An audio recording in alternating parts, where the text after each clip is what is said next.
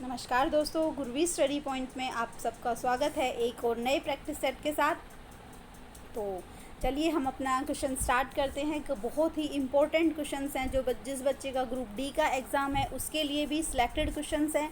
तो आप वीडियो को लास्ट तक देखिए। तो चलिए हम अपने क्वेश्चन स्टार्ट करते हैं। देखिए फर्स्ट क्वेश्चन हमारा क्या कहता है, वर्ल्ड डेवलपमेंट रिपोर्ट निम्नलिखित में से किस संस्था का प्रकाशन है।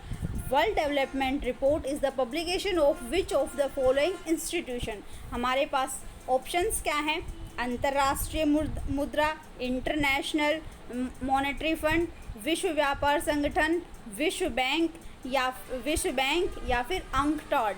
तो आपका करेक्ट आंसर क्या होगा, फटाफट अपनी नोटबुक निकालिए और अपने क्वेश्चंस के जो ऑप्शंस हैं उनको अपनी नोटबुक में लिखिए, आंसर्स लिखिए, फिर मैच कीजिए आपके कितने क्वेश्चन करेक्ट होते हैं और अपना स्कोर कमेंट बॉक्स में ज़रूर बताएं। तो करेक्ट आंसर आपका क्या होगा, वर्ल्ड डेवलपमेंट रिपोर्ट के अनुसार किस संस्था का प्रकाशन है। तो हमारा करेक्ट आंसर क्या होगा, सी ऑप्शन हमारा करेक्ट रहेगा, विश्व बैंक। जो सी ऑप्शन है वो आपका करेक्ट आंसर रहेगा। इसी के साथ नेक्स्ट क्वेश्चन की तरफ बढ़ते हैं।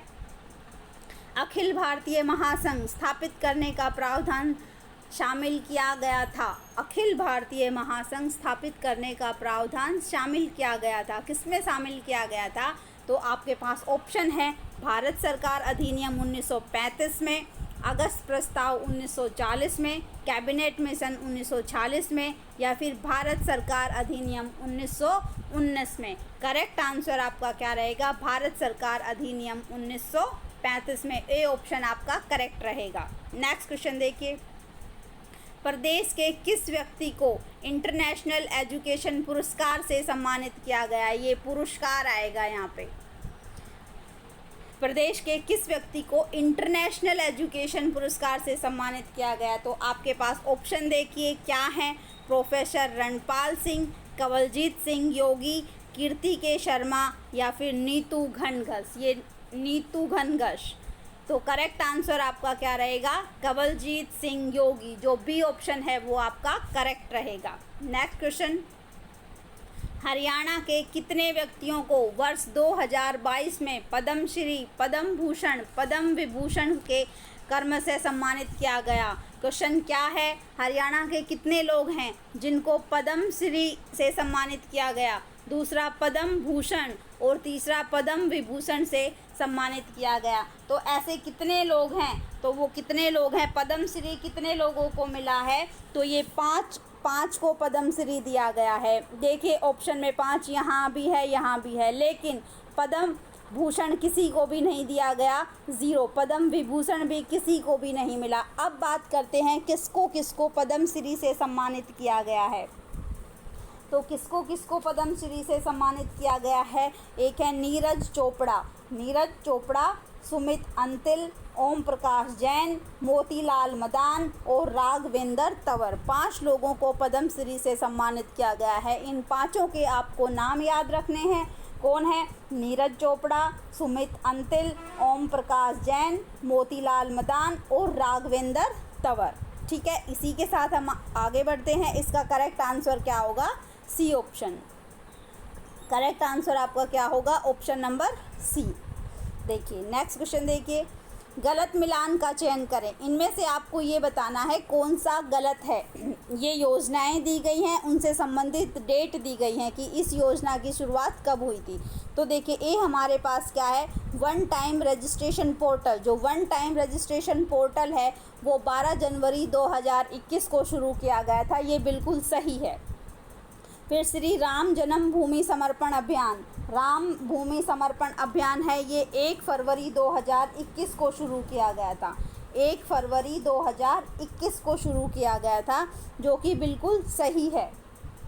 फिर बात करते हैं property tax management system claim objection portal, जो कि कब शुरू किया गया था। Property tax management system claim objective portal 17 फरवरी 2021 को, ये भी बिल्कुल करेक्ट है। संजीवनी योजना देखिए 22 मई 2021 को बताया गया है, जो कि इसकी डेट गलत है। ये 24 मई 2021 को शुरू किया गया था। तो करेक्ट क्या होगा, 24 मई। तो हमारा करेक्ट आंसर क्या होगा, डी वाला है, उसकी डेट गलत बताई गई है। चलिए इसी के साथ हम अपने नेक्स्ट क्वेश्चन की तरफ बढ़ते हैं। हरियाणा वन रिपोर्ट के अनुसार सर्वाधिक वन क्षेत्र वृद्धि वाला जिला कौन सा है? क्वेश्चन को ध्यान से देखिए, सर्वाधिक वन क्षेत्र वृद्धि वाला, सर्वाधिक वन क्षेत्र वाला नहीं पूछा है, सर्वाधिक वन क्षेत्र वृद्धि वाला, वृद्धि कहाँ हुई है वो बताना है आपको। तो ऑप्शन आपके पास क्या है, गुरुग्राम, कैथल, सिरसा और भिवानी। तो करेक्ट आंसर आपका क्या होगा, कैथल। क्या होगा करेक्ट आंसर आपका, कैथल। बी ऑप्शन आपका करेक्ट रहेगा। नेक्स्ट, पलवल को हरियाणा के 21वें ज़िले का दर्जा कब मिला? ये मैं आपको ज़िले करवा चुकी हूँ, तो ये आपका क्वेश्चन होमवर्क रहेगा जिसका आंसर आपको कमेंट बॉक्स में कमेंट करना है। इसी के साथ नेक्स्ट क्वेश्चन देखिए, इसका आंसर नेक्स्ट वीडियो में दिया जाएगा, तब तक आप इसको कमेंट बॉक्स में अपने अपने आंसर कमेंट कीजिए। हरेड़ा के नए अध्यक्ष कौन बनाए गए? हरेड़ा के नए अध्यक्ष कौन बनाए गए? तो हरेड़ा के नए अध्यक्ष किसको बनाया गया है? आपके पास ऑप्शन क्या है, रमेश कुमार यादव, स्वतंत्र कुमार, आलोक मित्तल और अमित अग्रवाल। तो करेक्ट आंसर बताइए आपका क्या होगा, हरेड़ा के नए अध्यक्ष किसको बनाया गया है? करेक्ट आंसर होगा आपका स्वतंत्र कुमार। अब बात करते हैं हरेड़ा के मुख्यालय की। तो हरेड़ा का हेडक्वार्टर कहाँ पे है अगर पूछा जाता है, तो हेडक्वार्टर कहाँ होगा आपका, पंचकुला में। हेडक्वार्टर कहाँ पे होगा, पंचकुला में। क्लियर है? इसके अध्यक्ष कौन है, स्वतंत्र कुमार। हेडक्वार्टर कहाँ है, पंचकुला में। क्लियर है? आगे बढ़ते हैं। जिला कुरुक्षेत्र में स्थित बाबा काली कमली वाले का डेरा के संस्थापक कौन है? काली कमली वाले का जो डेरा है उसके संस्थापक कौन है? तो ऑप्शन हमारे पास हैं, स्वामी राम तीर्थ, स्वामी विशुद्धानंद महाराज, कामकोटि पीठ के शंकराचार्य या स्वामी परमानंद महाराज। तो इसका करेक्ट आंसर क्या होगा, स्वामी विशुद्धानंद महाराज। कौन से ऑप्शन में है, ऑप्शन नंबर बी। तो बी ऑप्शन आपका करेक्ट होगा। जिला कुरुक्षेत्र में स्थित किसका, बाबा काली कमली वाले के डेरे के संस्थापक पूछा गया है। ऑप्शन क्या है आपका, बी, स्वामी विशुद्धानंद महाराज। इसी के साथ चलिए हम अपने नेक्स्ट क्वेश्चन की तरफ बढ़ते हैं। निम्नलिखित व्यक्तियों में से किसने अपने भजनों के माध्यम से आर्य समाज के विस्तार में महत्वपूर्ण भूमिका निभाई है? ऐसा कौन सा व्यक्ति है, कौन सा शख्स है जिसने अपने भजनों के माध्यम से आर्य समाज के विस्तार में महत्वपूर्ण भूमिका निभाई? ऑप्शन देखिए हमारे पास क्या है, लाल चंद्र लाल और पंडित बस्तीराम, राव युधिष्ठिर और रामजी लाल। तो आपका करेक्ट आंसर क्या होगा, पंडित बस्तीराम। करेक्ट आंसर क्या होगा आपका, पंडित बस्तीराम। क्लियर है? पंडित बस्तीराम झज्जर वाले।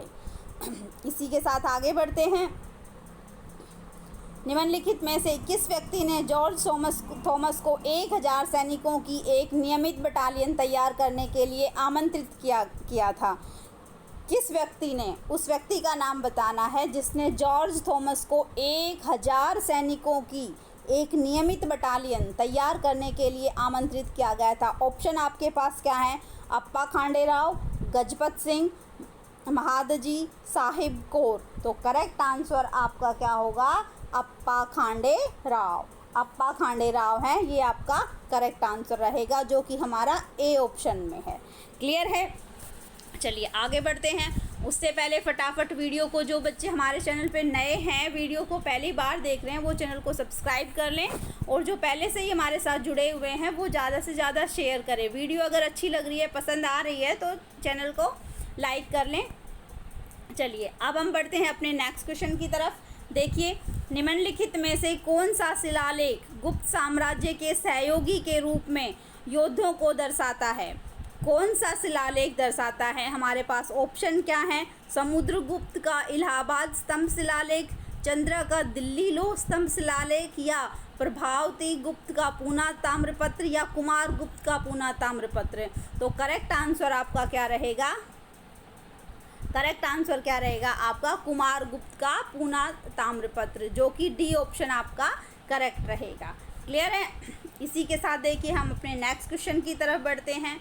बहुत ही इम्पोर्टेंट क्वेश्चन है, बहुत सिलेक्टेड क्वेश्चंस हैं। नेक्स्ट देखिए, डैश सीमा विश्व की 5वीं सबसे बड़ी सीमा है। आपको बताना है कौन सी सीमा है जो विश्व की 5वीं सबसे बड़ी सीमा है, ये आपको बताना है। तो भारत म्यांमार, भारत भूटान, भारत या नेपाल, या भारत या बांग्लादेश, जल्दी बताइए।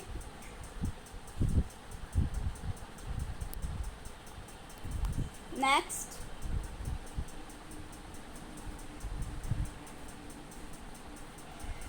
भारत और बांग्लादेश। 5वीं पूछी गई है। कौन सी पूछी गई है? 5वीं। अब देखिए, सब 5वीं सबसे बड़ी सीमा पूछी गई है। 5वीं अगर पूछी गई है तो उससे पहले हमें 4 भी पता होना चाहिए। 5वीं करेक्ट आंसर तो इसका क्या होगा? आपका भारत और बांग्लादेश। अब बात करते हैं हम लोग कि 5 पूछी गई हैं तो सबसे बड़ी कौन सी है? विश्व की 5 कौन सी सीमा विश्व की 5वीं सबसे बड़ी है? 5वीं सबसे बड़ी तो हो गई हमारी भारत और बांग्लादेश।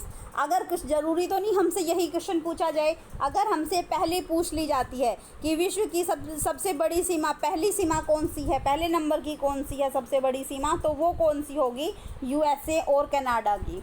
किसकी होगी? USA और कनाडा। ठीक है, USA और कनाडा की नंबर 1 पे होगी।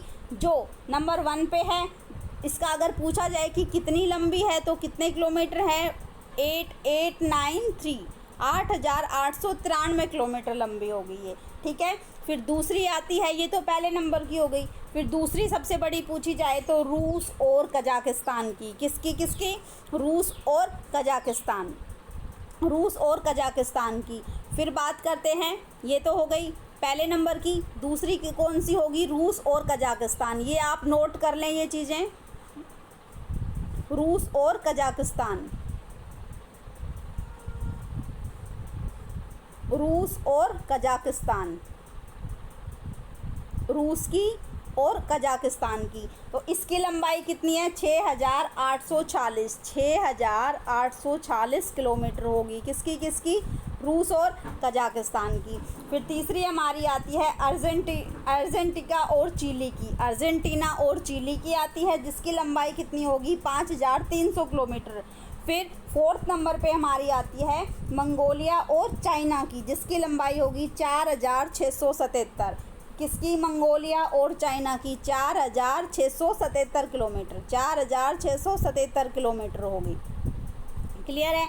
फिर 5th नंबर पे हमारी आती है भारत और बांग्लादेश की। भारत और बांग्लादेश की सीमा आती है, जो कि जिसकी लंबाई कितनी है? 4,096 किलोमीटर। अगर लंबाई पूछी जाती है तो 4,096 किलोमीटर, 4,096 किलोमीटर लंबाई है। किसकी? भारत और बांग्लादेश की। 4096 किलोमीटर। क्लियर है? तो हमने पांचों बता दिए हैं। इसी के साथ नेक्स्ट क्वेश्चन देखिए। नेक्स्ट क्वेश्चन क्या कहता है? काठियावाड़ प्रायद्वीप खालिस्तान का भौगोलिक और सांस्कृतिक विस्तार है। कौन सा प्रायद्वीप? काठियावाड़ प्रायद्वीप कहाँ का भौगोलिक और सांस्कृतिक विस्तार है? ऑप्शन देखिए क्या है? अहमदाबाद, हैदराबाद, राजस्थान या रायपुर। तो करेक्ट आंसर आपका क्या होगा? राजस्थान। काठियावाड़ प्रायद्वीप कहाँ है? कहाँ का है? राजस्थान का, राजस्थान में पड़ता है। तो करेक्ट आंसर होगा आपका राजस्थान, जो कि सी ऑप्शन है वो आपका करेक्ट है।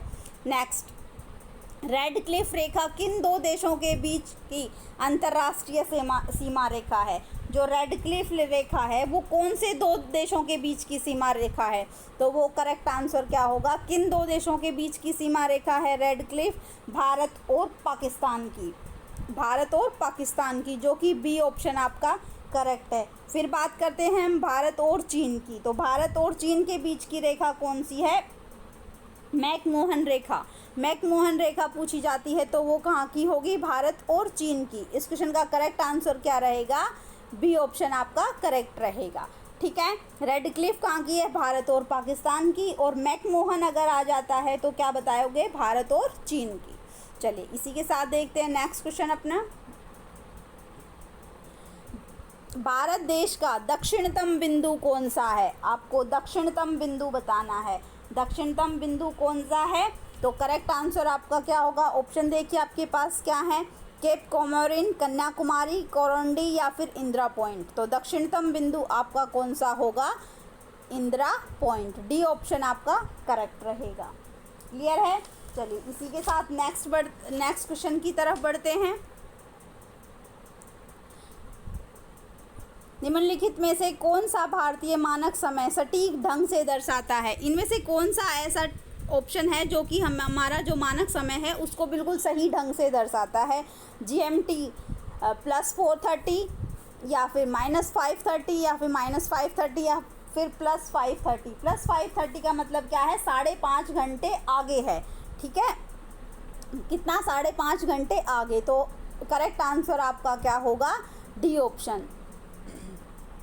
नेक्स्ट क्वेश्चन की तरफ बढ़ते हैं। निम्नलिखित में से कौन से राज्य पाकिस्तान की सीमा से सटे हुए हैं? तो आपको ये बताना है जो पाकिस्तान की सीमा से लगते हैं उन राज्यों का बताना है। तो कौन से राज्य हैं जो पाकिस्तान की सीमा से लगते हैं? तो कौन से राज्य लगते हैं? गुजरात, पंजाब, राजस्थान। ये पाकिस्तान की सीमा से मिले हुए हैं, पाकिस्तान की सीमा से टच हैं। और जो हमारा हरियाणा है उसमें पाकिस्तान की सीमा नहीं लगती है। तो करेक्ट आंसर आपका क्या होगा? गुजरात भी पाकिस्तान की सीमा से लगता है, पंजाब भी और राजस्थान भी। तो करेक्ट आंसर आपका क्या होगा? हरियाणा। हरियाणा नहीं लगता है। हमसे क्वेश्चन में क्या पूछा गया है? कौन सा राज्य पाकिस्तान की सीमा से सटे हुए हैं? सटे हुए पूछा है। तो कौन से होंगे? ए, बी और सी। ए, बी और सी देखिए किस ऑप्शन में है? ए, बी और सी। तो बी वाला ऑप्शन आपका करेक्ट रहेगा। बी ऑप्शन जो है ये करेक्ट रहेगा आपका। गुजरात, राजस्थान और पंजाब। हरियाणा के साथ पाकिस्तान की सीमा नहीं लगती है। नेक्स्ट देखिए, रासायनिक हथियार निषेध संस्थान का मुख्यालय कहाँ है? ये आपको बताना है। रासायनिक हथियार का मुख्यालय कहाँ पे है? नीदरलैंड, स्विट्ज़रलैंड, स्वीडन या फिर डेनमार्क। ये कुछ आपके इंटरनेशनल क्वेश्चंस हैं जो कि आपके CET के लिए भी इम्पोर्टेंट हैं। बाकी जो अभी रेलवे का एग्ज़ाम है आपका, ये ग्रुप D का, उसके लिए भी काफ़ी इम्पोर्टेंट क्वेश्चंस हैं। तो करेक्ट आंसर बताइए जल्दी से, क्या होगा? ऑप्शन है आपके पास नीदरलैंड, स्विट्ज़रलैंड, स्वीडन या फिर डेनमार्क। रासायनिक हथियार निषेध संस्थान कहाँ पे है? करेक्ट आंसर आपका क्या होगा? नीदरलैंड। क्या होगा आपका correct answer? Netherland. A option आपका करेक्ट रहेगा। चलिए नेक्स्ट क्वेश्चन की तरफ बढ़ते हैं। एमनेस्टी इंटरनेशनल क्या है? क्या है ये एमनेस्टी इंटरनेशनल? क्या है आपके पास? करेक्ट वो देखिए क्या है। ऑप्शन क्या है? पशु अधिकार सुरक्षा संगठन, मानवाधिकार संगठन, पर्यावरण संरक्षण संगठन या फिर शांति आंदोलन। तो करेक्ट आंसर आपका क्या रहेगा? एमनेस्टी इंटरनेशनल क्या है? मानवाधिकार संगठन है।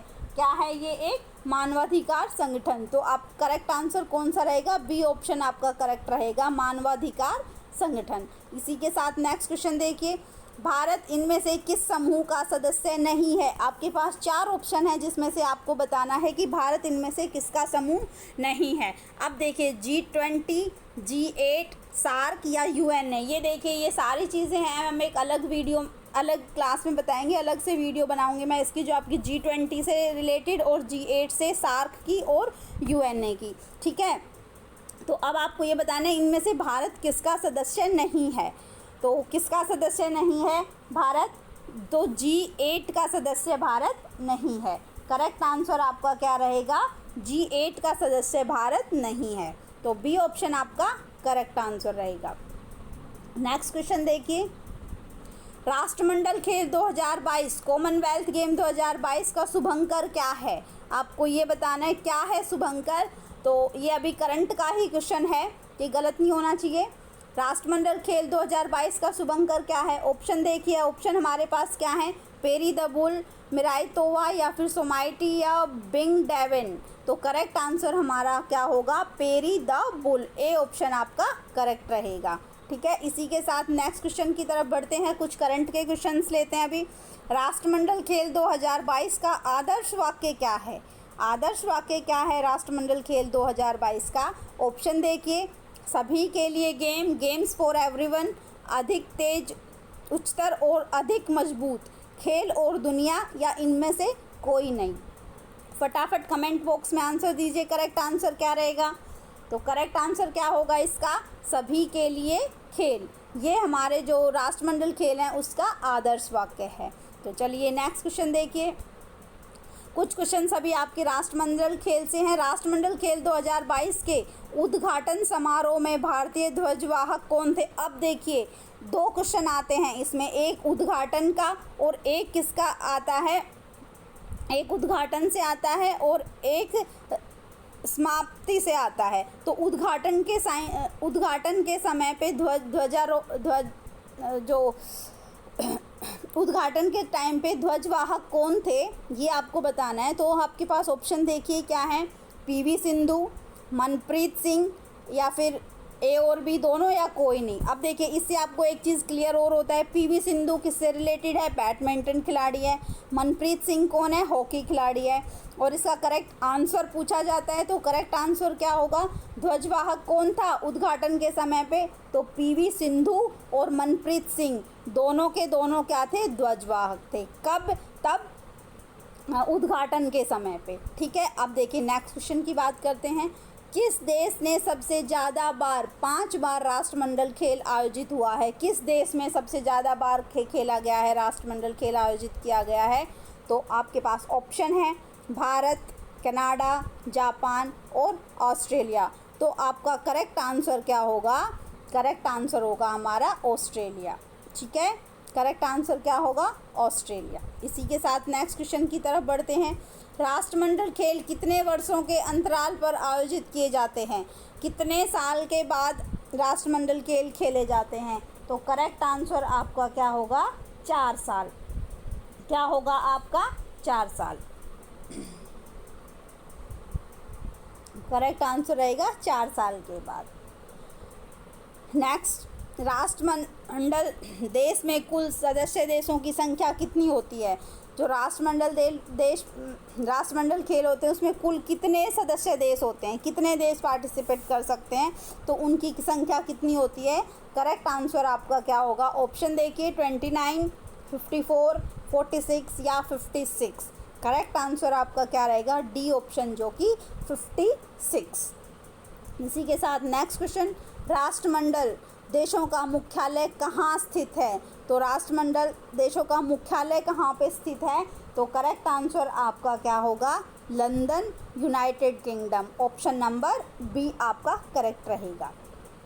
क्लियर है। इसी के साथ नेक्स्ट, राष्ट्रमंडल देशों की स्थापना, राष्ट्रमंडल खेलों की स्थापना कब हुई थी, कब शुरू हुआ था ये। तो करेक्ट आंसर क्या होगा आपका, कब शुरू किया गए थे राष्ट्रमंडल खेल।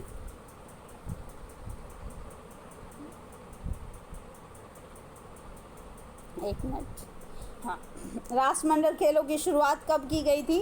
करेक्ट आंसर क्या होगा आपका, 11 दिसंबर 1931 को।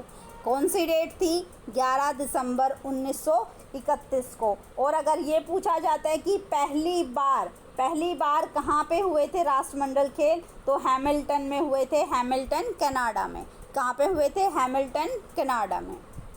नेक्स्ट, राष्ट्रमंडल खेलों में 200 स्वर्ण पदक जीतने वाला चौथा देश कौन सा बना। तो 200 स्वर्ण पदक जीतने वाला चौथा देश कौन सा बना था, तो कौन बना था ये, ऑप्शन देखिए भारत, ऑस्ट्रेलिया, जापान और रूस। तो करेक्ट आंसर आपका क्या होगा, 200 स्वर्ण पदक किसने जीते, जो कि हमारा भारत देश रहेगा। ए ऑप्शन आपका करेक्ट रहेगा। ठीक है, इसी के साथ नेक्स्ट क्वेश्चन, राष्ट्रमंडल खेलों में सर्वप्रथम किस खिलाड़ी ने भारत के लिए स्वर्ण पदक जीता था। अब बात करते हैं, आप क्वेश्चन को ध्यान से देखिए। राष्ट्रमंडल खेलों में सर्वप्रथम, सबसे पहले गोल्ड मेडल जीतने वाला कौन खिलाड़ी था, जिसने सबसे पहले राष्ट्रमंडल खेलों में गोल्ड मेडल जीता था। तो आपके पास देखिए करेक्ट आंसर क्या होगा, पहले ऑप्शन देखिए, मिल्खा सिंह, मीराबाई चानू, पीवी सिंधु या फिर इनमें से कोई नहीं। 2022 के राष्ट्रमंडल खेलों की बात नहीं की जा रही है यहाँ पे। क्वेश्चन देखो, कंफ्यूज करने वाला क्वेश्चन है। ये बोला जा रहा है कि कॉमनवेल्थ गेम जो राष्ट्रमंडल खेल थे उनमें सबसे पहले किसने उनमें सबसे पहले गोल्ड मेडल जीतने वाला खिलाड़ी कौन था? तो वो कौन था? मिल्खा सिंह, जो कि दौड़ के खिलाड़ी हैं, दौड़ते हैं। तो ए ऑप्शन आपका करेक्ट होगा। नेक्स्ट देखिए, भारत में पहली बार राष्ट्रमंडल खेलों में कब भाग लिया था? तो भारत ने पहली बार कब भाग लिया था?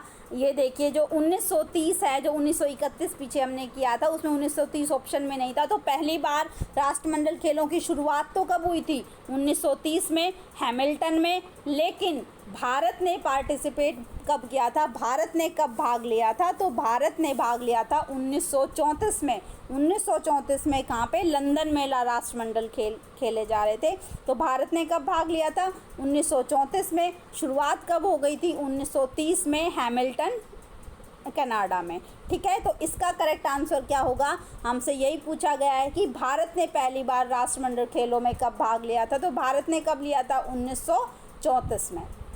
बी ऑप्शन आपका करेक्ट रहेगा। इसी के साथ नेक्स्ट क्वेश्चन क्या होगा? नेक्स्ट कितने हो गए आपके? चलिए, आज क्वेश्चन हो गए आपके काफ़ी, 20 अबव हो गए। तो बाकी क्वेश्चन हम नेक्स्ट क्लास में करेंगे। आज का आपका एक क्वेश्चन होमवर्क है जो कि आपको बताना है, कमेंट बॉक्स में उस कमेंट करके बताना है। नेक्स्ट जो आपकी क्लास रहेगी वो करंट अफेयर्स की होगी। तो चैनल को ये क्वेश्चन आपका होमवर्क है। देखिए, पलवल को हरियाणा के 21वें ज़िले का दर्जा कब मिला था? ये आपको कमेंट बॉक्स में कमेंट करके बताना है इसका आंसर, क्योंकि मैं ज़िले करवा चुकी हूँ आपको, थ्योरी की क्लास में ज़िले करा दिए हैं।